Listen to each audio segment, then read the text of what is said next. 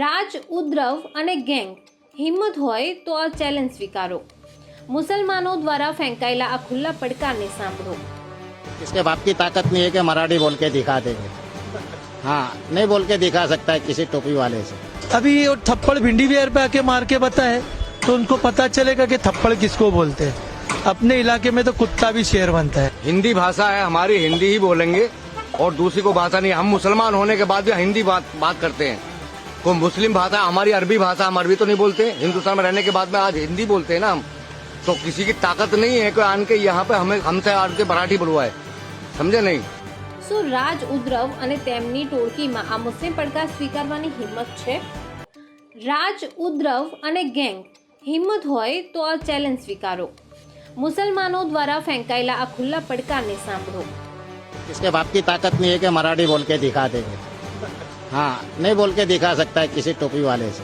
अभी ये थप्पड़ भिंडी वेयर पे आके मार के बताए तो उनको पता चलेगा कि थप्पड़ किसको बोलते हैं. अपने इलाके में तो कुत्ता भी शेर बनता है. हिंदी भाषा है हमारी, हिंदी ही बोलेंगे और दूसरी को भाषा नहीं. हम मुसलमान होने के बाद भी हिंदी बात करते हैं. कोई मुस्लिम भाषा हमारी अरबी भाषा, हम अरबी तो नहीं बोलते. हिंदुस्तान में रहने के बाद में आज हिंदी बोलते हैं ना हम. तो किसी की ताकत नहीं है कोई आन के यहाँ पे हमें हमसे आड़ के मराठी बोलवाए. समझे नहीं? શું રાજ ઉદ્ધવ અને તેમની ટોળકીમાં આ મુસ્લિમ પડકાર સ્વીકારવાની હિંમત છે? રાજ ઉદ્ધવ અને ગેંગ હિંમત હોય તો આ ચેલેન્જ સ્વીકારો. મુસલમાનો દ્વારા ફેંકાયેલા આ ખુલ્લા પડકારને સાંભળો.